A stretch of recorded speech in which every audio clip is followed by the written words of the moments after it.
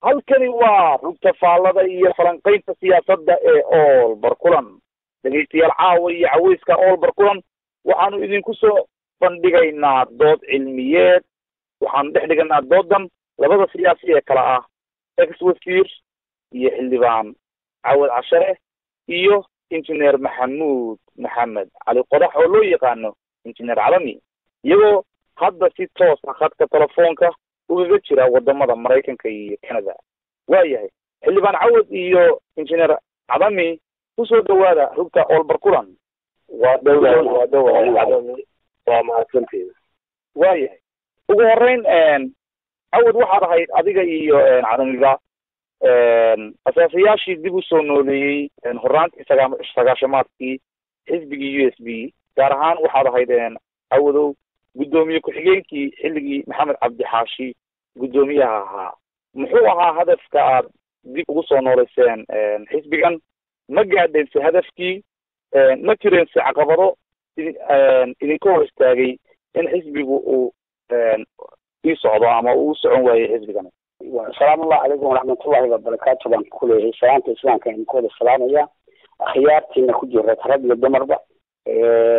marka ku-xigada maxay ahayd inaga dad muslimaan ahay ilaah waxaan ka baryaynaa tawfiiqda inuu nawaafajiyo ummadda soomaaliyeedna dhibtay maanta ku jirto ka baxdo oo sano u guurto iyo nabad iyo walaalnimo iyo barwaaqo iyo qarankii soomaalida oo soo noqda haddaan taa kasoo daadego intaanan su-aashaa degana horta aad baan waxaan u mahad celinaynaa cabdiraxmaan oo hogaamiyaha maxay ahayd buuhoodle ciidamadiisa waxaan rajeynaynaa insha allah waxaan rajeynaa buuhoodle oo dhan deegaanka oo dhan nabadgelyo kusoo dabaalanta iyo barwaaqo iyo gurisan baanu rajeynaynaa insha allah qodobka kaleetana waxaan kaanideynayaa isimada dhulbahanti oo maanta gaaray qaraar fiican ah sidii looga shaqayn lahaa dhulbahanti inuu meel wada maro oo taas ay keenayso himilada aynu leenaho ah in maaragtay dad midaysan la wada helo iyagoo hogaankii oo lamadaafankii iyagoo ah maaragtay haddii labada albaab laga soo gelayo albaabkii laga soo gelayo in wax la dhiso waxna la dhaqaajiyo dadna laysu keeno su-aashaadii marka haddaan usoo noqdo ahay arrintaas u s b waxay ku timi markii dalkii burburay oo dalkii loo celiyey qabiil oo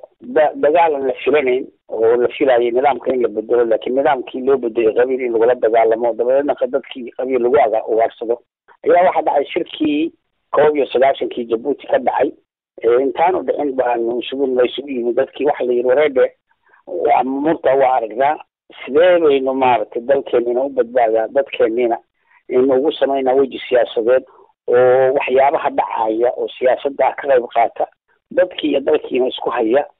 fikri siyaasi ah oo maxay ahayd wax meel mariyana sida loo helaa arrintaasaa dhalisay marka intaanay lasoo gaarin baa waxa dhacday oo unugii lagu jiro shirkii jabuuti baa laynoo diiday haddaynu nahay dhulbahantii wasangeli iyo u s b wata u s b qoladii nala ahayd oo ahaa ciise gudabuursan laba xisbay yeesheen oo labadii baa loo ogolaaday halkaas shirkaas laga diiday waxa la diiday innaga mareexaan hadaa baa lagu sheegay waxa hadaagan halala dagaalamo inana shirkaa laynoo diiday arrintaas markay sidaa u dhacday u s b markaasaa la sameeyey oo la unkumay inay u s b markaa ka shaqayso oo u doonto sidii dalka maaragtay himiladiisa loo baahan yahay la galo marka waxa dhacday shirar badan baa dhacay marka dib heshiisiintii soomaaliyeed oo u s b ka qayb gashay marka u s b waxay ka qayb gashay oo kale dadkii dabadda joogay oo markaa joogay new york maraykanka waxay u tageen butos qaali butos qaali wuxuu ayiday u s b inay tahay deegaanka sool iyo sanaag xisbigooda constituency inuu yahay inuuna yahay midnimada soomaaliyeed saad ogsoon tahay lafdhabarka soomaaliyeed weeye sool iyo sanaag oo ah midnimada soomaaliyeed oo xuduud wale maxay ahayd riijanada soomaaliyeed badankooda iyo etoobiyana xuduud wale taas oo keentay isku xidhka soomaaliyeed inay noqdaanin sidaa darteed kaalintaas ayay u s b markaa waxay buuxisay inay ka hortagto kala go-i soomaalida inay ka hortagto oo ay abuurto unug ku shaqaynaya midnimadii soomaaliyeed halkaa markay marayso u s b hogaankii soo dhifatay waxaa dhacay markaa in laysugu yimi addis ababa markii ugu horreysay markii Addis Ababa la isugu yimi waxaa la yiri dadka qaarkii waxay soo jeedeen Soomaaliya inay sidoo gobol tahay siyaad barre nidaamkiisii waa la diilay annaga USB madaxda noqotay meeshaas guddiga marka la saarayo USB waxay soo saartay siyaad barre sharciyada soo ku heshiisyada adduunyaha ragga hadday soconayaan gudahana waxa ka soconaya wixii siyaad barre sameeyay 18 gobol horta 18 gobol saas lagu soo bixiyay USB baa maanta hawlgalkaas qayb weyn ka qaadatay way soo socotay oo arrintii waxay soo moodaba waxay timi meeshii la oran jiray shirkii la isugu oran jiray Qaahira waxaa jirtay in qolada SSDF ay isugu tagtay meesha la yiraahdo 94kii meesha la yiraahdo isugu tageen qardho way ku kala tageen Cabdullaahi Suna wuxuu la joogay Aydid ninka la yiraahdo maxay ahayd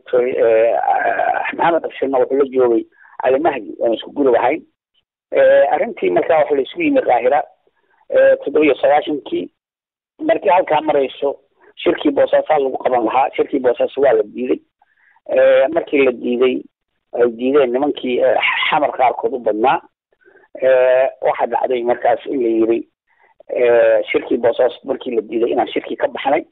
markii hore waxa shirka ka baxay aniga iyo gabi anoo masalaya USB aniga gabi waa ka baxnay Cabdullaahi sallallahu alayhi wasallam soo raacay markii la yiraahdo madaxweynuhuna waa Ali Mahdi ina magaciisina waxa weeye ninka la yiraahdo ay xuseen Aydidna waa prime minister markaas Cabdullaahi soo raacay ala kulli xaal shirkaas fashilay waxay keentay inay dhisanto Puntland marka su'aasha meesha taala waxa weeye Puntland maxaa loo dhisay Puntland afar qodob qoraal loo dhisay waxa loo dhisay dadka deegaankaas oo dagaal aan rabin lagu kayfay oo laga soo barkiciyay dhulkii ay u guureen oo sawdka xoolahoodii la dhacay in horta ay helaan xasiloonaan iyo nabadgelyo iyo inay isdhex maraan iyaguna nabad samaystaan deegaanada hareeraha ka xigaana nabad yeeshaan qodobka labaad wuxuu ahaa in kala go'a laga hortago oo sidee looga hortagayaa in buuqooda ay noqoto xarun lagu cashuuro xoolaha u socda berbera oo cashuur xoog leh badan la saaro xoolaha Boosaaso u socda cashuur yar la saaro cashuurtaana loo kala qaybiyo dadka xoolaha keenay iyo buuqooda iyo laascaano iyo meesha la yiraahdo maxay ahayd dekada Boosaaso waxa ka soo baxay iyo haafna loo celiyo dadka xoolaha keenay baana laga furo meesha la yiraahdo buuqooda إذا ما هذا يجوا بشير الله نحرسته خيارتي نكى دهن جرو جوا نكى خيارتها يو برجع إذا ما يجرو مع عبد الرحمن إنه كم ده ما يعني إذا ما أنا لو عدك سو إنه ما رتي يلا ما بديسو لين عدك سو عشر قادس اليوم ما مكتب جنتيس قدوك لا صدحاتها إن محل تيجي شغل بديسو جبلان يو ميشان بايدابو يو شباب هذا هوسه maamul laga dhiso iyo Puntland saddexdaas inay maamul sameeyaan markay maamul sameeyaan nabad in laga sameeyo xamar oo dadka ku dagaalamayo isku reerka in nabad laga dhigo boo qodobka afsada ugu dambeyn waxay ahayd in dekada Boosaaso la jabiyo oo casho maxaa jira dekada Boosaaso dekada waxa qalab fiican malaha cranes malaha inay markaas si aan xoolo uga soo degaan in la dejiyo oo qofka xoolaha wata oo degdeg ula baxo si aan uga tartano meesha berbera la yiraahdo xoolihii ay saasho markaa oo dhaqaalihii aan cuna qabtayn ku keeno cashuurta xoolaha berbera ka yimaadana in lagu cashuuro meesha la yiraahdo laascaanood cashuur laga qaado xoolaha ka berbera ka soo degayo oo maxay ahayd tooyna noodka bariis iyo shanka sokor waxaas horta Puntland sidii loo dhisay saas ahayd qaayaha laga lahaana waxay ahayd nabad Soomaaliyeed iyo nabad Soomaaliyeed inay dhaliso saas ahayd hase ahaatee waxay socoto markaas waa la dhisay Puntland markaa waa la qaybsaday qaybtii waxay ahayd sida qaybta oo wada socotaani arrintii markay saa u dhacday caadada iska meesha ka dhici jirtay mudug iyo bari waxa weeye madaxdooda weligood bay isqabsan jireen sida Cabdirashiid isu qabsadeen maxay ahayd Cabdirasaaq iyo adiga meeshii waxa yimi waxa isqabsaday Cabdullaahi Yuusuf iyo ninka la yiraahdo jaamac xildhibaan cawd adayga raalli oo ku soo laabanaya cadami su-aashii waad maqlaysay aan weydiiyey xildhibaanka waxay ahayd su-aasha haddaan kugu celiyo muxuu ahaa hadafkii aad dib ugu nooleyseen xisbigan USB ma gaadheen hadafkiini mase jireen caqabado idinka horyimi oo xisbigu socon waayey ama la oran karaba shaqadiisi way istaagtay? marka u horeysa waa mahadsantahay adigu. waxaan kale oo salaamaya dhammaan golaha cidda ku jirta ee dhegeysanaysa. marka labaadna waxaan si gaara u salaamaya taliyaha ciidanka buuqoodle cabdiraxmaan, oo runtii muddo badan aanan maqal qof ka soo jeeda khaasatan reerka dhulbahante oo aragti xilkasnimo intaa la eg baanan baryahan ka maqal. haddaan idhaahdo muddo hadda laga joogo kasoo qaad ilaa 1990 meelahaas, waxay qowqowa mooyaane wax nuxur la dhegeysto oo ama dareenku geliya. aada iyo aad baan ugu farxay, waana kugu mahadinaya cabdiraxmaan. ilaahayna ha ku daayo cunulaadana ha dheeraysiiyo. mar labaad waxaan u mahadnaqayaa maxay tahay mudane Cawad Cashare, oo runtii nin in badan laga soo bilaabo 1991 halgankaas dheer ku soo jiray, gudoomiyana noo ahaa ururka USB. talabaad waxaan hoosta ka xariiqayaa, waxaan filayaa marka dadku ay maqlaan dood laba qof oo iska soo aragtiyo kala duwan sheegaya, intaan ka warqabo waxaa aniyo Cawad Cashare inaan iskadno mooyaane dood iska soo horjeeda ma filayo inay imanayso. waayo waxaan aqoonsanahay inay aragtida iyadu ilaa markaaba meel ku wada saarayd. qof waliba meel ha joogo oo noloshiisa meel ha ka wado, hase yeeshee aragtidu inay wax midaysan noo ahayd. su-aasha haddaan usoo noqdo, Cawad Cashare intuu ka sheegay USB waxba kaga celin maayo. waa sida cidina ugama waroona, waxay soo martay. laakiin waxaan ku darayaa kow, su-aasha koowaad oo ah maxaa loo soo kiciyey. waxaa loo soo kiciyey baan aan isleeyahay intuu Cawad sheegay. waxaan ku darayaa markii burburkii dhacay, ciddi waliba waxay lahayd sumad alif iyo miim ah aan labadaa reer ahayn, iyo reerka dhareexaan oo dee kamid ahaa daaroodka koonfureed oo xisbigii SNS ku midaysnaa. marka la dhaafo niman si gaara ula shaqaynayay USC oo midna uu watay Axmed Cumar Kees oo la oran jiray SBM, midna la oran jiray muxuu ahaa SNDU oo uu watay Zakaria la oran jiray dalka. wala markii dambe xagga koonfurta SBM lagu wada shaqay. qolada marka labadan reer sidii la doonaha loogu tiriyo dowladii xamar taallay, khaasatan especially reerka dhulbaanta ah, ama sax ha ahaato ama khalad ha ahaato kama jawaabayo. laakiin maadaama aanay sumad lahayn, yaa waxaa muuqatay sidaa uu Cawad Cashare sheegay meeshii la isugu tegay in la yiri idinku waxaad tihiin dad non entity, waxaa ingiriisiga lagu yiraahdo dad aan sumad lahayn. erayga literally waa caynka. taasaa markaa iyo dagaalkii dhacay waxaa kasii culus markii Isaaq Burco ku shiray oo yiri waanu goosanay, annagaa dhulkaa goosanay. ahmiyadda kow saydiga u ahayd waxay ahayd USB dibadda laga sameeyey, gudaha mar dambay gashay. waxay ahayd in hadafka ah annaku haddaanu dadkaa nahay Somalilandna ma nihin, Isaaqna ma nihin. hadalka lucdiisu kaasuu ujeedada koowaad buu ahaa. waxaana qaba ha ugu horeeyeen maxamed cabdi xaashi iyo Cawad Cashare. hadafkaa iyo dhawaaqaas inuu sidaa u baxay oo maanta ay nimankaas Somaliland sheeganaya ay meel u ka bixi laayihiin. waxa weeye dhawaaqa USB waxaa sheegay UN-ka la geeyey,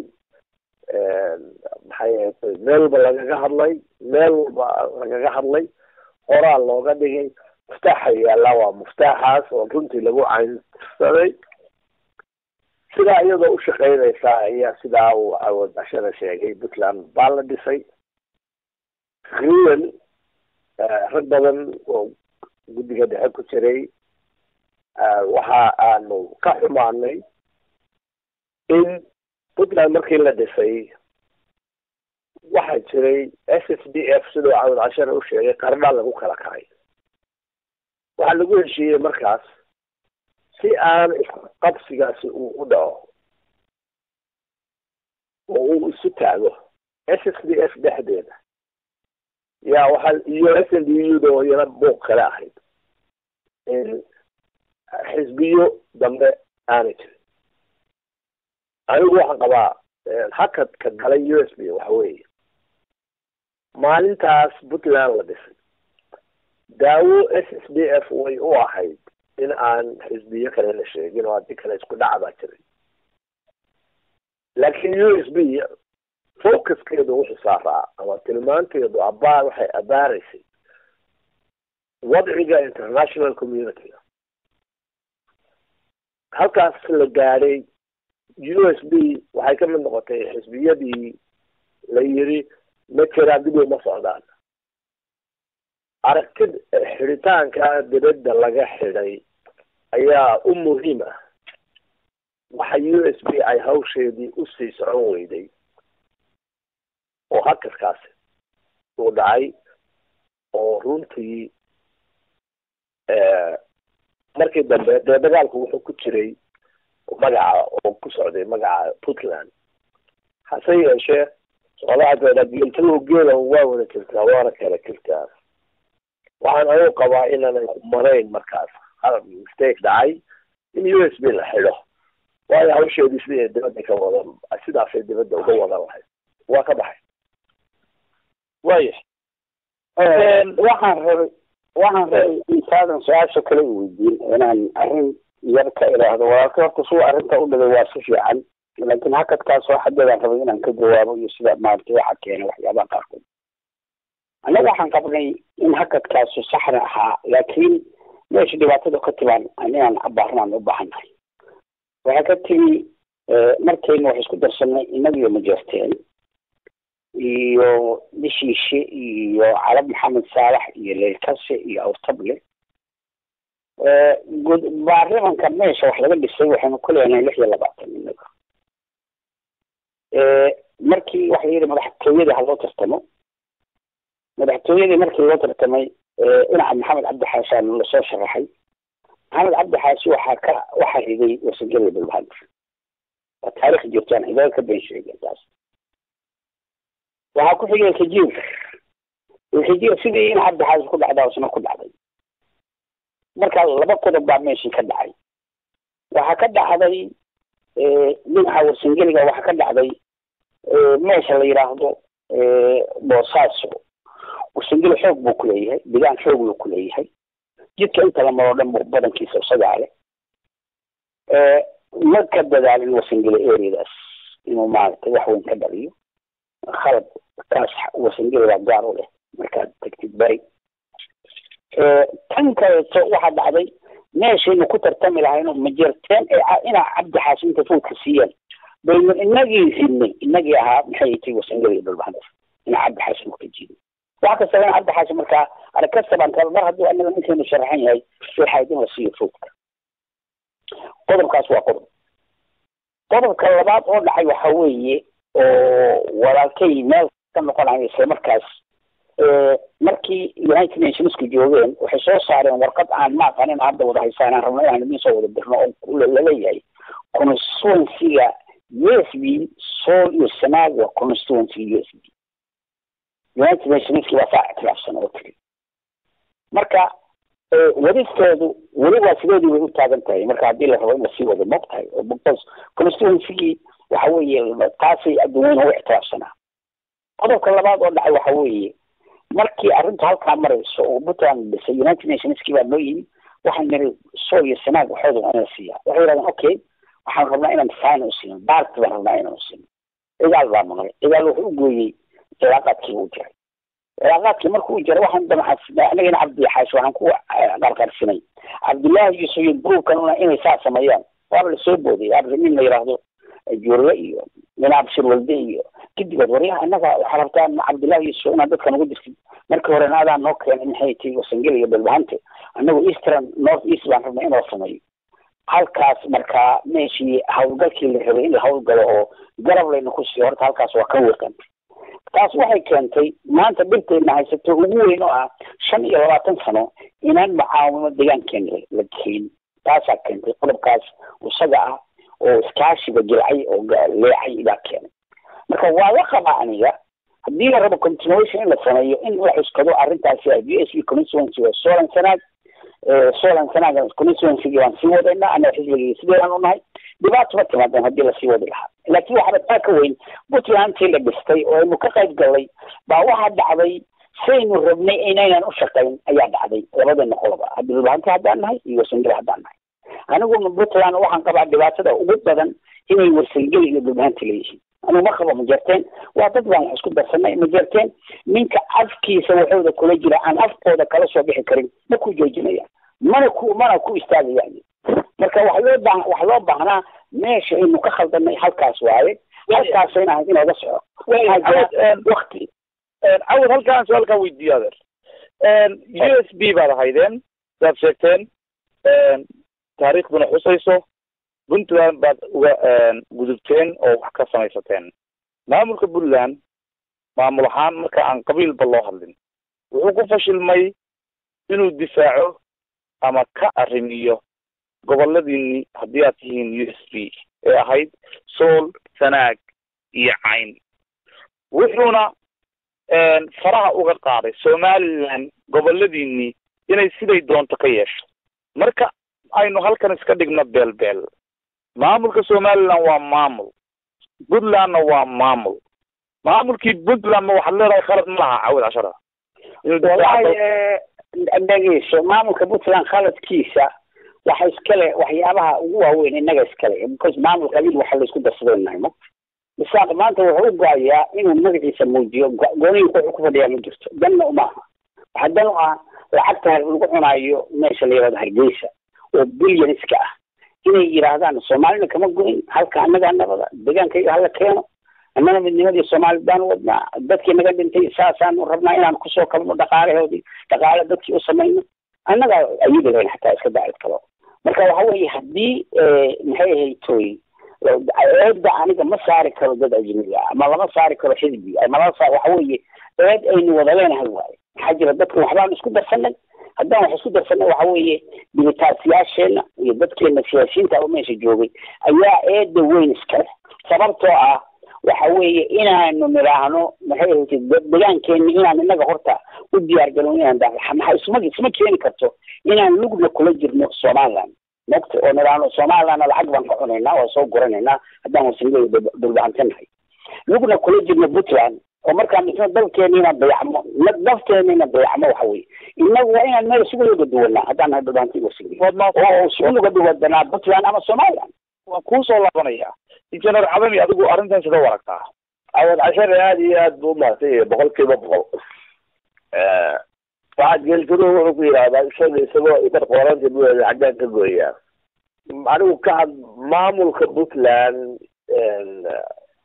wixii ka dhacay iyo wixii ay noqotay topic kale oo isagu gooni maalin gooniya laga hadli karo weey laakiin qodobka ah su'aasha aad soo jeedisay gurigaaga adigoo haddii aanad nadiifin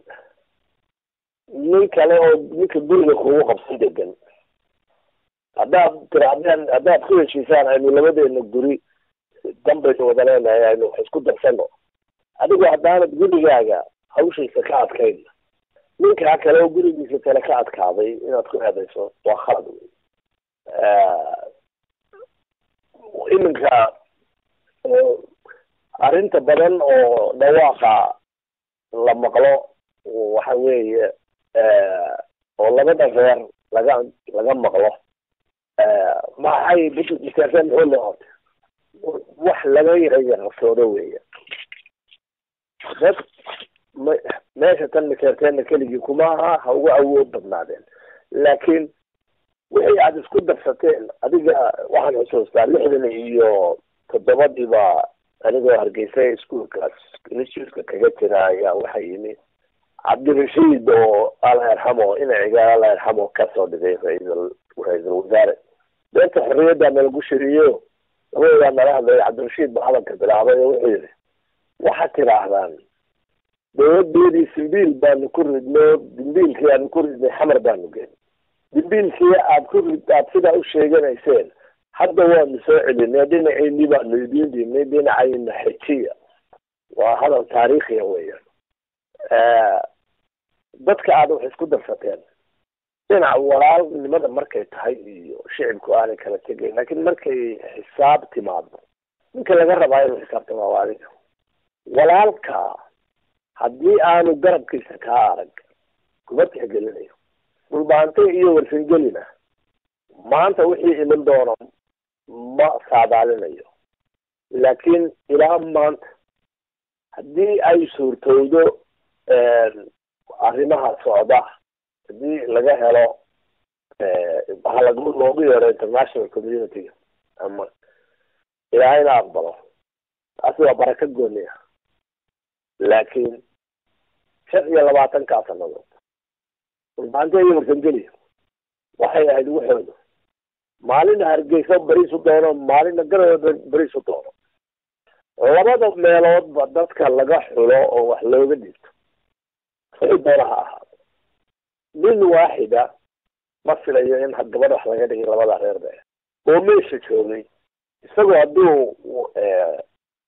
meesha masruuf ka helayay magaca masruuf wuxuu ku helayay magaca reer magaca isagoo u lahaa ama magaca deegaanka waad maasan tahay sidma marka arrintu waxa weeye marka cawd 10 sheegay dembiga inaku aynu leenahay inaan isaarin dadka kale waayahay documents baan hayaa Puntland samaynteedii siyaasiyiinta ugu culus reerka madaxa lagu dhufanayo oo majeerteen inay Puntland inay dhulbaantay iyo warsangeli ha nagu soo darina meelo lagu qarxay bay noqonaysaa sida uu sheegay cawd 10 maamulka samayntiisa hore ereyga uu soo xusay cawd 10 North East waxa waday isaga Turila Xasan Cali Mire iyo Maxamed Abshir Walde Xasan waxa weydiiyay Xasan Cali Mire ma ku jirtay dhulbaantay iyo warsangeli ma yahay markan dambe sidii kasta hawdad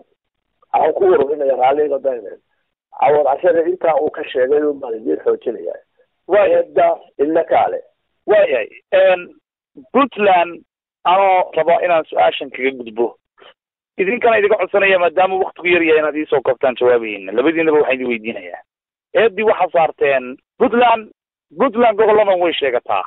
dastuurkeedana wuu ku qoran yahay ma la oran karaa eedda ay leedahay ee ugu weyni waa sheegashadan sababtoo ah deegaankii kamana arrimiso kumana dagaalanto mana difaacdo haddii ay xitaa wax u tarayso in ay sidii Jubbaland oo kale ay u dhisto iska daaye xitaa inay faraha kala baxdo sheegashada iyagu waxay rabaan ha noqdeene oo aqoonsato xitaa hadday maamul soo samaystaan arrintaas Puntland eedaas malaha miya maxaase ka filaysaan haddaad hadda maamul samaysataan inay Puntland idin aqoonsato ma ka filaysaan haddaad midowdaan idinku USB idinkoo isku ah adeer waxay la tahay horta arrintan Puntland horta waa meel baynu dhignay arrinta waxa weeye qayb ay nooga leedahayna waa jirtaa qayb Puntland leedahayna waa jirtaa siduu ku sheegay walaalkay adeer marka hore waxay rabeen ma rabin horta dadka dadweynaha kuwa nool samaysanaya ma ay rabin ma nabcayn dhulbaanta iyo warsangeli laakiin problemkooda wuxuu ahaa warsangeli iyo dhulbaanta hadday yimaadaan waxa la dooranaya Cabdullaahi Yuusufna boqolkii haddaan ku yidhaahdo 95 markaan isdambi tiro Maxamuud Saleebaan iska dhaafan jirteen kale Maxamuud Saleebaan mutacalimiintiisu raalli kama ahayn doorashada ay Cabdullaahi iyaga dooranayaan Cabdullaahi doora waxaa la socday Xasan Abshir markii maaragtay adkareetay waxa kaloo dhan xataa in Abshir waldi oo naadirkiisa lama socon inaad halka tigo oo naadirkiisa lama socon marka waxaan kuu sheegaya arrintan ku diidanaayeen mane maaha ma jirteen wuu rabay warsangeli dhulbahanta laakiin hadda siyaasiyiinta xataa ma jirteen ma diidaneen warsangeli waxay diidanaayeen in ay dadka imanayaan food siinayaan cabdullaahi yuusuf oo meesha shirkii laga yiri harti waan hogaamihiisii weeye waxaasoo dhan ay dadka ku dhulayaa bay arkeen dabadeedna waxay u qabeen in maaragtay cabdullaahi yuusuf ay dooranayaan sababtaasaa keentay markaan su-aashaad usoo noqday adeer midda meesha taallaa laba qodob waaye waxa weeye puntland eedeeda ugu weyn ma ay dhaafsiisna qarlo iyo garowe iyo meesha la yidhaahdo gaakacyo awoodeeda waxeeda sababta markaa inagu haddaan rabno markaa arrintu inay fido markii wax la qaybsanayay annaga waxaan qabnaa anaga horta qayb weyn waxaan ka qaadanay si dadka loo dhisay booliiska ninka u sarreeya dhulbahantu ahaa ku-xigeenkiisu warsangeli ahaa ninka baanka u sarreeya dhulbahantu ahaa ninka lacagta u sarreeya warsangeli buu ahaa ninka jalasha u sarreeya warsangeli buu ahaa ninka CID u sarreeya warsangeli buu ahaa ninka maxay ahayd abaanduulaha ciidamada ninka ciidamada ku xiga dhulbahantu ahaa waxaasoo dhan horta saasaa loo dhisay dhismihii saa loo dhisay maxaa keenay marka inaynu hoos u dhacno laba qodob baa keenay waxaa keenay inaynaan siyaasadii la rabay inaynu ku shaqayno inaynaan ku shaqayn oo inaynu bilowno inaynu u hanqaltaagno somaliland qaarkii kalena waxaynu bilownay inaynu bilowno wada shaqayn la-aan aynu meel kasoo wada jeensano oo doonno inaan wada shaqayno oo waxaa dhacday maxamed xasan maxaa la yidhahdaa maxamed cabdi xaashi for example oo ah ra-iisul baarlamaan ahaa madaxweyne ku-xigeenka oo markaa loo baahnaa collect xildhibaana laakiin sheegashaday sheeganaysa deegaanadan maadaama aynan joogin maxaad ka tiri wallahi sheegashada horta waa galla dambeesha wax ka soo xelay inagaa maqanoo jooga taa eedda anaa kuu sheegaya maqane oo joogay inagaa waaya cadami baa usoo laabanaya waa maadantahay cadami maxaad soo waragtaa ku dheeraan maayo waa sax weeye hadalku in la duduwo maaha soomaalida waxay tidahdaa haddii aad meel gola tagto ama ka muuqo ama ka maqlo weye sawsidaa maaha ninka dhulka dhulbahante ama warsangeliya ee xilka qaaday isagaa laga rabay inuu isagu dhulkiisa xukunkiisa u doono dadka tegay meesha nin beriis ka cuna mooyaane nin maalin waaxida ajenda labadaa reer jilibku doonaha ka ahaado ka keenay ma jiro laba qodob oo aanan rabin inaan hoos ugu dego nimanka aan rabin in cabdullaahi yuusuf la doorto waxaa ka dambeeyay laba heshiis oo mid aan yaro carabaabay oo 760 ahaa iyo mid ka horeeyey oo maxay ahayd beesha abgaal iyo markii xamar burburtay ay bari tageen oo ay cudurdaar geeyeen oo heshiisyadii khalad baanu gallay sixitaanka labada arrimood nimankan diidanaa uma jeedin inay reerahan galbeedkana iska hor yimaadaan ilaa iminkana waa sideeda weeyaan labadaa heshiisyadaas waa jiraan walow ay dabexeen meelaha qaarkood taasaa ugu wacan inay taana ka diidayaan sheegashada ereygaasi meesha ma qabato waa khalad sheegasho maaha because dastuuriyan baad adigu ka mid ahayd maalinta ay ka baxayaan waa su-aal kale haddii oranayso su-aal kale haddaan ka keeni haddii oranayso wixii tale laga dhoobdhoobay baa lagaga baxay maya mashruuc bay ahayd mashruuciisina waa ka iminka aada midaheedii guranaysaan waayahay casharaan soo laabanaya cashara waxaa jiray maamul mar lagu dhawaaqay oo loo bixiyey maakhir maamulkaasi weli ma jiraa mase la oran karaa waa magac bixin cusub oo looga guurayo magacii abtirsiyaha lagu dhawaaqi jiray adeeraan kusoo koobo arrinta maanta soconaysa oo ah in dhulbahanta iyo warsangada wax wada samaystaan waxay la tahay wax laga hadlaya wax samaysi baa laga hadli maayo maamulaa jira iyo waxaasaa soo jira iyo maanta ma taagnayno waxaynu taagnahay warsangada iyo dhulbahanta inay wax wada samaystaan oo laga soo bilaabayo maxay ahaytoy ismo iyo degaan iyo dad hoggaan ku siyaasiyiina oo dadku ay ku kalsoon yihiin oo gudaha laga bilaabayo gudahana ay ka dhacayso maamulkaasna uu ka dhismaayo meesha markaynu soo qabano cayn magacaa waxaa bixiyey sheekh cabdullaahi yuusuf xaggaasna haylaan region yaraadu ka magacaabay cayn iyo haylaan iyo sool iyo sanaad haddii saa wax loo dhisanayo oo laysu imanayo waxay ka bilaabmaysaa salkay ka tolantaa waxay ka bilaabmaysaa deegaanka dadka jooga oo ka heshiiya qaabka wax loo dhisayo haddii aan la soo noqon arrimahan hadda socda oo United Nationska iyo laga soo sheegayo oo Nairobi iyo laga bilaabay haddana leeyahay dawladda Soomaaliya baa soo ogolaatay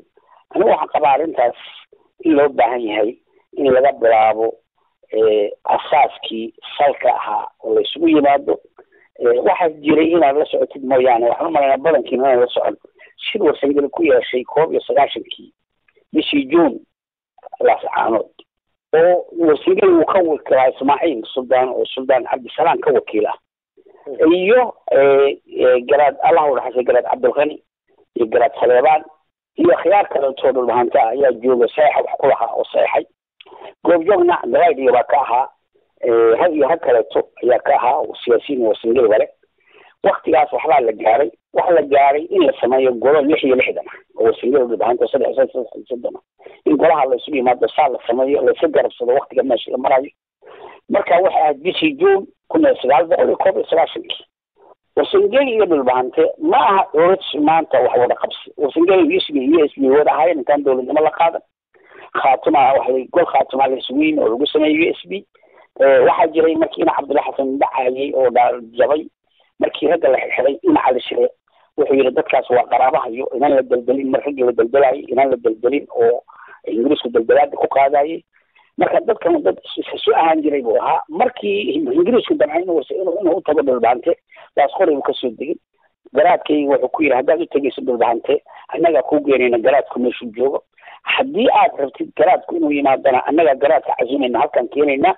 maxaad saa u yeelaysaa waxaan u yeelayaa uu yiri walaalaanu nahay meeshaan ma rabno xuduud inaan yeelano haddaan ku kaxayno meel ku geyno meesha xuduud noo noqonaysa marka dadka dad saa isku ay ahaayeen hilib dhaqan wadaaga maantana wax wada samaystaan waa loo baahan yahay qaatumo dhaabkii ay u dhisantay ama loo maray dhismaheeda sax maaha markii la dhisayay waxaa la sheegay ujeedada loo dhisayo inay ahayd xorayn iyo midayn labadan qodob baana dadku badankoodu ku taageeray maxaa ka leexshay baad isleedahay wixii loo dhisay qaatumo oo ahaa xorayn iyo midnimo waxaan filayaa aniga qofaan cadami mowqifkayga aan mashruuca ka qabay dee telefishinaan ba ka hadlay warcadday waxaan anigu khaatumo ma idhaahdeen waxaan idhaahdaa khiyaamo magacyo kalena waa jirta looma soo dhisin in dhul lagu xerayo rag qurbaha joogay oo muddada 20 sano hore aan intaa in la eego waxaan nimanka keenay mid waliba Somaliland buu la shaqeynaya anigu cidina igama warramo kuwa kuraas u doontay baa jira markaan USB dhisaynay kuwo habeenkiina SNM la shira maalintiina USB la shira baa jira oo maalmaha laga sheegayay in USB dhisayaan oo qoraaladoodii aanu hayno waxay yihiin rag damac siyaasadeed si uu qurbo ku daalay oo dad yahuun u leh ciduun wax maqashiisa wax wanaagsan hadda reerka dhulbaanteena inuu si halkeena Cabdullaahi Xasan weeyaane waali nomiiqan soo waaliyihiin waa falaan u daabuyo in Cabdullaahi Xasan baa yimi janno u sheegay janna dagatay Maxamed Siyaad baa yimi kaan baa dhashay iyo towrad oo wadada kale sabtaag Sheekh Maxamed Rabiic baa yimi oo حتى wuxuu sameeyay calaamad gooni ah dadka ka duwan marka dhibaato psychological iyo doodooyinay xoogay inaan fudud jiro aan deganaansho lahayn tala looma sameyn in la xoreeyo waxa loo sameeyay in lagu daraysto dantiina waa isa soo xiday suuq ma baa jirta waxaa jira hal xaaraani nuri xalaala ma dhasho khaatumo wax la yiraahdo jiraan khiyaama jirtay khiyaamadii maxay ahayd gogaalaysigii ku qarinay guntu wala hiigsiga 2016 socda ee Soomaaliya iyo waxaa jira sidaynu la soconno shirar Nairobi ka socda oo goboladan Sool iyo Sanaag iyo degmada Buuhoodle mas-uuliyiin ka soo jeeda ay wadaan sidii maamul loo heli lahaa goboladan ka arrimiya. haddaba sidee u aragtaa qabanqaabada nairobi ka socotaa? anaba ku marmara guud ahaan in ilaahay soomaali caqli isugu soo celiyo oo ay garato waxaa lala ordaya dawladaha igad iyo international community-ga kale iyo qabiil laga jecel yahay iyo qabiil kale laga neceb yahay majo ayaan darada dhacday waxa weeye haddii haykalka dawladnimadu burburo siduu usoo noqdaa ma fududo ma sahlano. soomaalidana waxay ku maamaadaa laf jabtay sideedii ma noqoto. in la dhiso in waxaan taagan doob dheer weeyaane maanta halka ay marayso labada qodob oo la isku haysto ma waxaa lagu soo dhisaa 4.4.5 so waxaa lagu soo dhigmaa degmo dooda taala markaas weeyaan waxa maanta soconayaan ka qabto. cadaalad hadday jirto waa degmo, dulma hadday jirto waa 4.5 maxaa jira waa lama yani waxaa loo yeelay taa hore ciddii og namogi inaad og tihiin baashan 4.5 ismaaciil cumar geele rag kula shiray oo uu aqoon-yahano ku sheegay iyo qaar fikran ugu soo galayba ayaa ku qabtay. isaguna wuu la dhoofay isagoo UN-ka usoo socda airportka Addis Ababa poli ayuu Melan Zenawi ka codsaday inuu ugu yimaado inuu wuxuu sheegay aragtidaas soomaali inay sidaa noqoto. Melan Zenawina waa barakeeyey sidaasay ku timi hamoodina wax soomaali ka yimid kale ismaaciil cumar geele iyo ciddii la talisay kadib markaan usoo noqdo labada dadka guud ahaan arrintan aynu ka hadlayno reerkan daarood la yidhaahdo reerka xawaadle mooyaane haweenkiisa kale iyo murursade marka la dhaafo danu ma aha in 4.5 ah lagu qaybsado. digii madiflana in digaan wax lagu qaybsado danu maaha. daaroodka jubbooyinka qabiil uma dana iyo kuwa bakoolba. marka waxaa ka jira wadankan ayaan daradiisa dhacday maskaxda bani aadamka marku uu fekero wuxuu ka fekeraa sidee wax loo wanaajiyaa. ninkii dalena wuxuu ka fekeraa sidaa wax u khiyaamaysa. ayaan daradu waxa weeye burburkii dhacay wixii ka dambeeyay dawlad ku meel gaara iyo dawlad ku meel gaara iyo middan hadda laleeyahay waa rasmi marna hogaankeeda ma qaban aragti u taala sidee wax loo wanaajiya. waa dab cabdullaahi yuusufina wax isku dayay waa tii lagaga horiyey magaras waa dab isna inuu keenay shabaab dalaayada calaami shirkan isug arrinta ku saabsan labada reer ku saabsan bilaabantay waxa keenay in badan oo labada reer USP xaqii ay lahaayeen waxa lagu sheegayo international community-gu ay ka xidhay oo lala doonayo oo siyaasadda guud ee wadankan loogu talagalay marun in koonfur iyo waqooyi hadal dambe la isugu yimaado. maxaa jira SNM baa qodobkeeda waxaa kala goyntaas khalad dhacay 60kii inaanu saxno. taasaa lala wada sugaya waxa iyana loo ictiraafi layahay dawladeena kuna ma ahayn waa afrikooda baa burburaysa laakiin waxaa loo iyagu isdhis hala dhiso koonfurna hala soo dhiso kabacdi waxaa la isugu imanaya. waxay doonayaan inay yadaan codka waqooyi annaka ku hadlayna USCna waxay ahayd annaka codka koonfur ku hadlayna heshiiskii lagu heshiiyey. maanta waxaad silaamay dariiq ah wixii war dadka iyaga wixii horumar ah dhaqaale ah aragti siyaasadeed ah xornimada iyada meeshaan raacin oo aanan ogoleyn soomaaliya inay kala qado oo la diidanaa ayaa waxaa ka muuqda dariiq inay gaalo usoo dhigay dawlada si kastaba ha ku tabaad anigu ubay xogayaal caawadaashana waa laga yaabaa in la taageero oo loo kaco oo sidaa ay tahay nin loo kaco oo labadaa reer oo siman oo walaalaha ah oo weligood isku dhaqaniisa dhiignahaa oo isnuugis ku ahaa inay iyaga oo midaysan talo ka gaadhaan oo dhulkii lagu shiro oo isimadoodu ay go-aamiyaan wixii la doonaya iyadoo aan la raacin nin kursi doonaya sidii maxay ahayd khiyaamadii ka dhacday taleex waa ka baxay. cawd casharo sida waragta adigu shirka Nairobi ka socda iyo oo lagula jaan qaadayo hiigsiga 2016 lagu qorsheynayo sidii maamul kaasim iyo goboladan aad kasoo jeedaan adiyo engineer Cadani looga dhisi lahaa. horta marka ugu horeysa midnimada Soomaaliyeed wax fiican weeye dowladda Soomaaliyeed isku afaysto diina isku dadnimo ah siyaasiyiin xun baa hogaamiyey burburka ku dhacay ilaahay waa inay kasoo kabtaan baan jeclaan lahaa maanta ma jeclaadeen in maaragtay sida hadda Soomaaliya loo kala gogoynayo inay dhacdo laakiin waynu ku khasbannahay dantii hadda in deegaankeenaas oo dulmanaad 26 sano in maaragtay maamul waxa soo qabta oo loo leeyahay loo sameeyo horaana anigu hadda arrintaas maamulkaas in maaragtay loo baahan yahay siyaabaha uu ku yimina waxa weeye siyaabo badan weeye waa marka ugu horeysa waxa dhacday markii la sameeyey khaatumo oo arrimuhu si kastaba iska ahaadeen anigu arrintaa khaatumo waxay ahayd waxa soo la sameeyay ma gelayo laakiin wax samaynteedu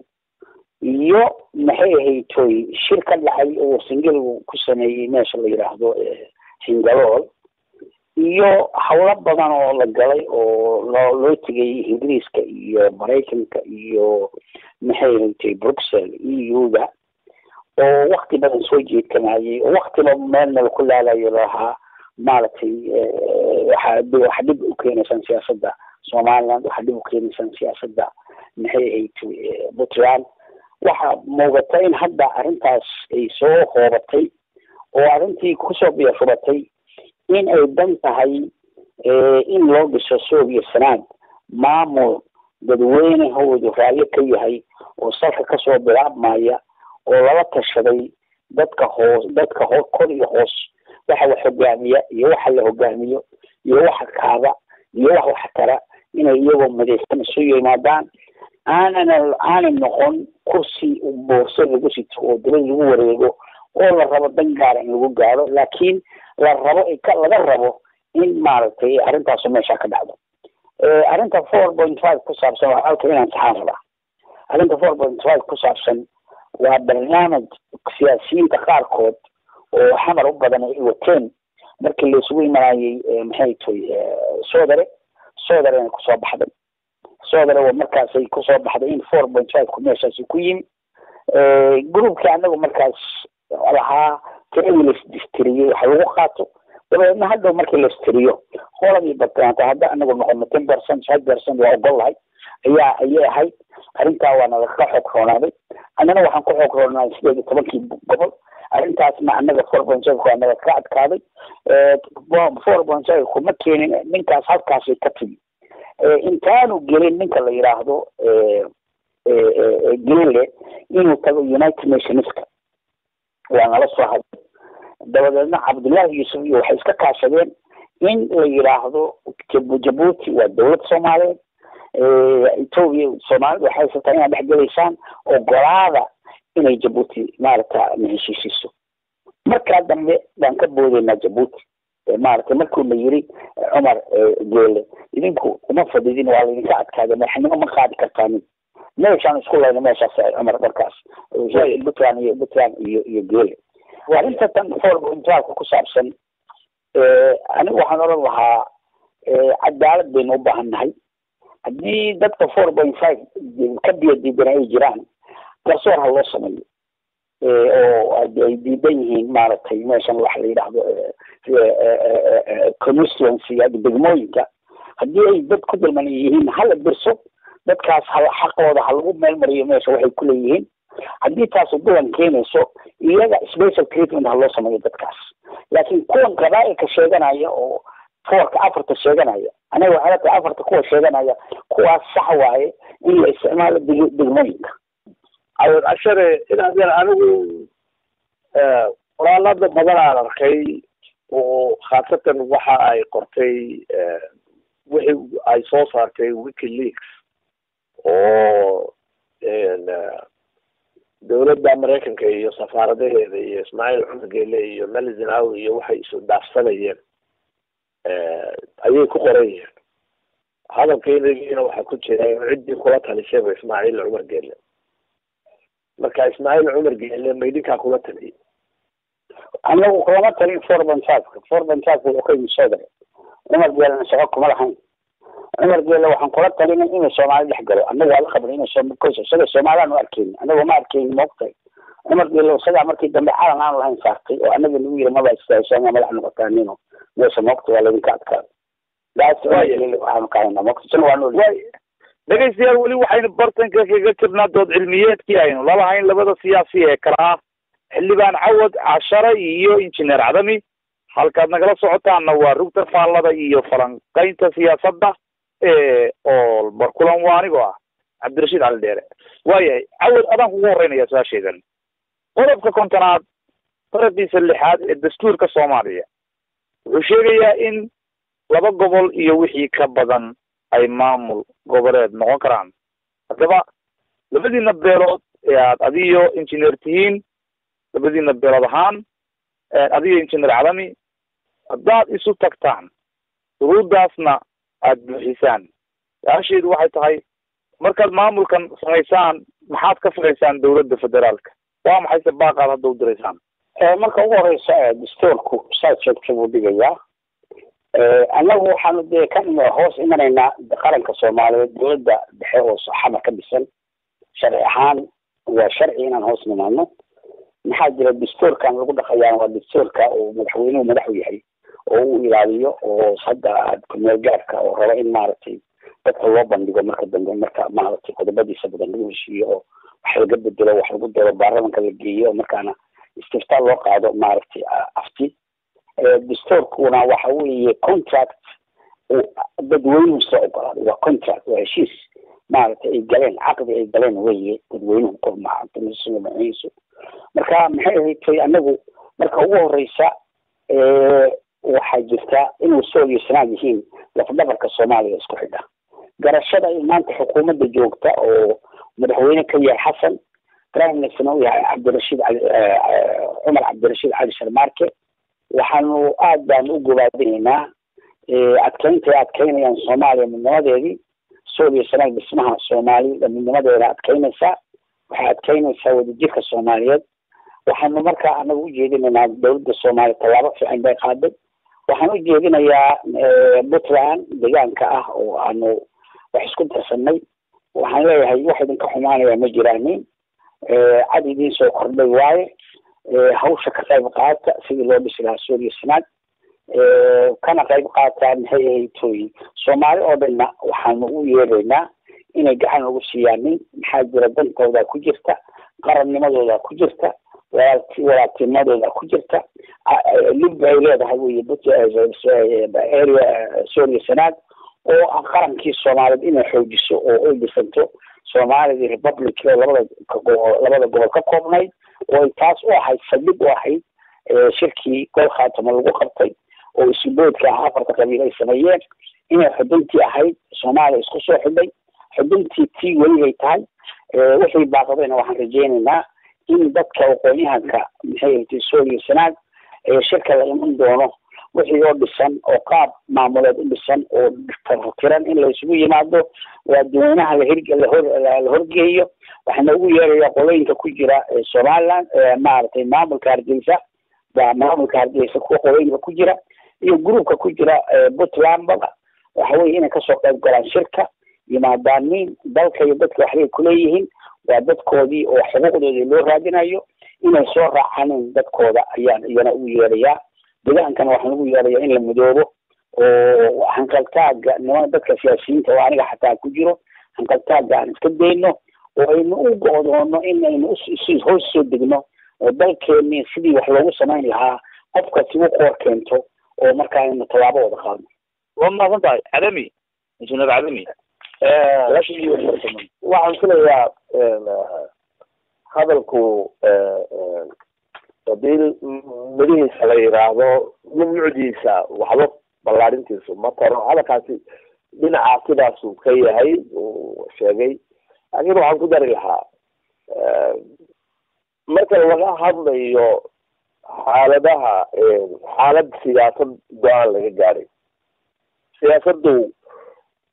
wax quraan oo kale ama waxay ku xidhan tahay oo ay ku dhisan tahay interest dadka wada hadlaya ama dadka wax ka dhaxaynaya dowladda federaalkuna waxay ku dhisan tahay dad baa xukumaya ama tan ha noqoto ama kuwii ka horeeya ha ahade ma in la dhiso oo uu dhismo waa muhiim intaasoo faa'iido ay leedahayna oo cashara sheegayna waa sax laakiin maanta soomaalida way ku yar tahay wax cadaalada ama waxa qof mindoor dawladeed waxaa gaalada ku tiraahdo statesman isu hamarshashada dadka maamulkaas samayntiisa labadaa reer yar iyo weyn u kace oo gacmaha isku qabsadeen oo sidaa uu sheegay nishan dad garabka ku sitaa aanay noqon mise ma noqon haddii ay noqoto waa wax ilaahay lagu mahadnaq laakiin inaynu garanno waxa inaga horjeeda qolada galbeedka inaga xigtaa doob iska weydiin mayno waa diidmaa ka imanaya puntland waxay u baahan tahay in xisaab cilmiyeysan oo hoga tusaaleyn iyo ildheer eegid wax visionka la yidhaahdo lafadhooxid badan bay u baahan tahay oo walaartimo ku dhisan aragtimo ku dhisan xamar waa meel ay isugu yimaadaan intaasoo wado oo wado weliba ay danteeda wadato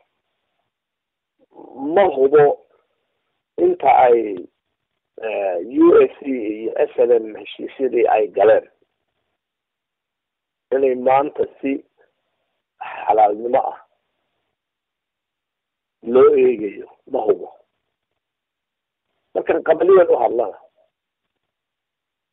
maamul saddexaad oo daarooda ina culayskeeda leeda in la ogaado waxaas oo dhan guntiga loo xidho ayuunbay ku iman kartaa maamulkaas oo siyaasad compromise leh oo deganaansho leh oo fiirin dheer leh oo hamrasho leh oo weliba hamrasho labada reer dhexdooda iyo walaalahooda hamrasho dhex culus leh waxaasoo dhan baynu ayaa ina sugaya inaynu u kacno ilaahay waxaynu ka barinaa inaynu horta inaku marka hore wadada toosan wada raacno haddaynu inaku israacno oo cod midaysan oo hadda waaq leh oo hal meel taladoodu ay ka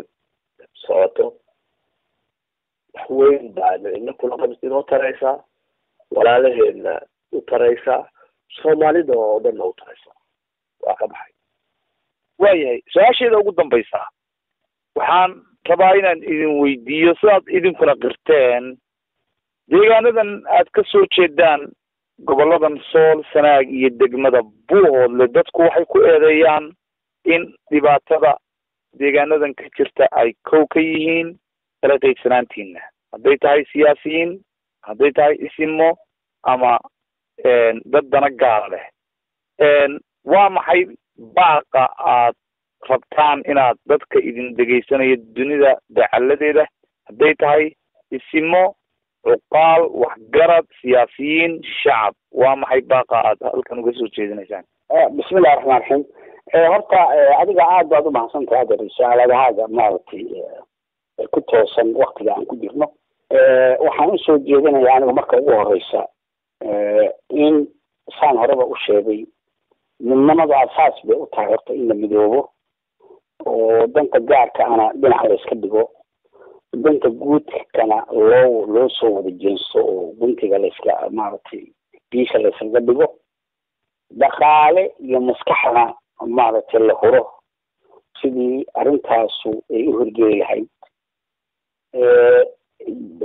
waxaa kaleeto aan usoo jeedinayaa haddaanba tallaabadaas qaadayno siyaasaddu waxay u baahan tahay deganaan iyo miyir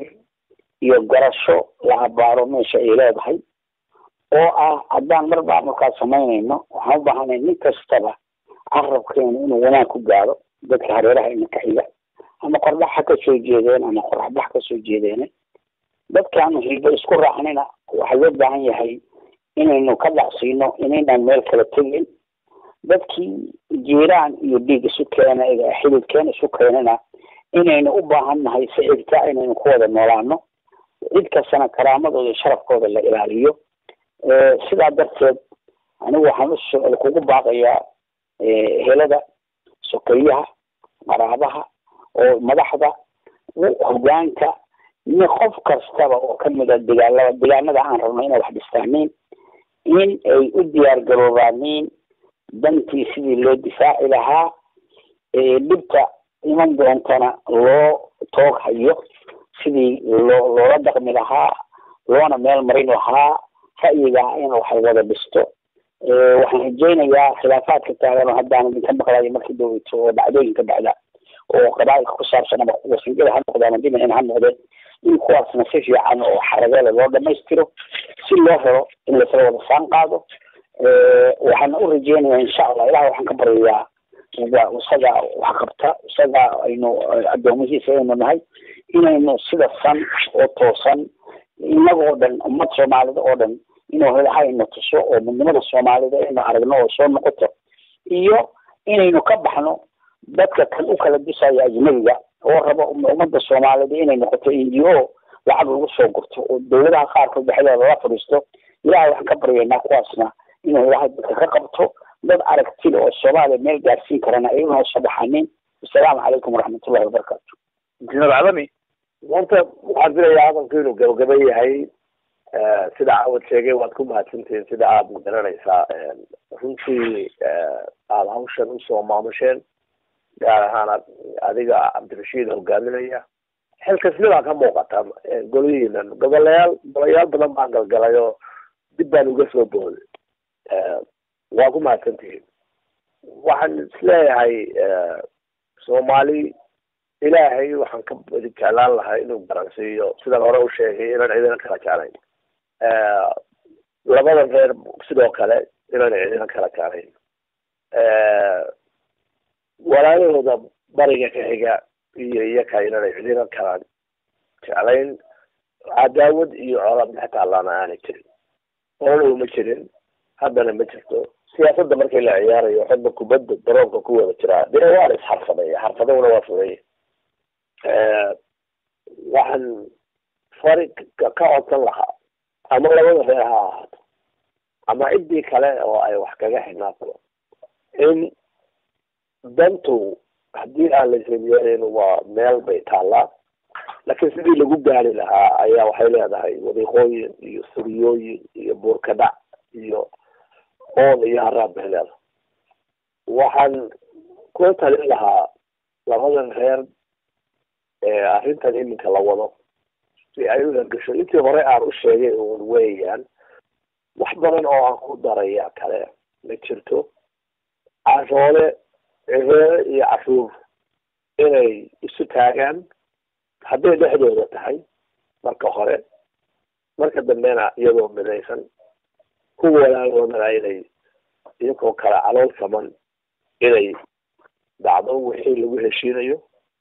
soomaalida inteeda kale kuwa xataa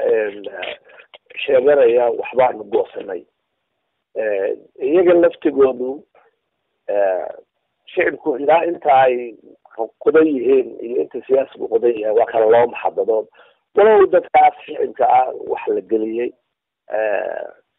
waxaan ku talin lahaa in labada reer khaasatan war siyaasadda cid waliba ma maamusho labada reer beryahan waxay u bateen kii geela raacaya iyo kii doctoorka ahaa inay siyaasadda isbarbar ordaan oo waxay u wada ordayaan ay u muuqato inay hal ujeedo tahay hamigoodu ha kala weynaado laakiin biyadahooda waa isku mid ilaahay waxaan ka bari lahaa siyaasadda hogaaminteeda nin waliba inuu loo daba fadhiisto maaha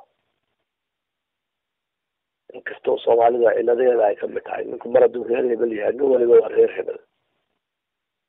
reer hebel dawlad ma noqoto dawladna ma maamusho dawladna ma dhisto dan guudna kama taliso reer hebel waxay ku dhisnayd weligeed geel la soo dhacay iyo sidee loo qaybsadaa geelaan soo dhacno iyo sidee loo qaybsadaa laakiin dawlad sidee loo dhisaa dee reer ma dhiso reerna keligii dawlad ma noqon karo absolutely ma noqon karo xataa laba reer oo israaca dawlad ma noqon karo haddii dee aana jaziira lahayn marka waxaan codsan lahaa inuu ilaahay na tuso danteena oo aynu u wada jeensano danteenu oo aynu ka talinaa oo wanaag ku talinaa oo aan cadaawad iyo culays cid kale ku lahayn danta walaalaheena dhiigeed iyo walaalaheena soomaaliyeed oo dhan bay u tahay ilaahay inuu caqliga inoo soo celiyo baasha siyaasadana haddaan lagu kala dambayn dee waa ari weero galay waana ta labadaa reer runtii ay ku jiraan taana ilaahay waxaan ka baray inuu taa inaga saaro inagana ay inoo soo baxaan dad aan dan lahayn aaya ka talin iyo dan guud leh waa ka baxay dhegaystayaal halkaas aanu kusoo gabagabeynaynaa dood cilmiyeedkii aanu u qeybinaynay labada mas-uul ee kala ahaa xildhibaan cawad cashare iyo injineer maxamed cali qodax oo loo yaqaano cadami halkaad nagala socotaana waa rugta faallada iyo falanqeynta siyaasadda ee ool barkulan waa anigoo ah cabdirashiid cali dheere oo idin leh inta aynu dib u kulmi doono sidaa iyo nabad geliyo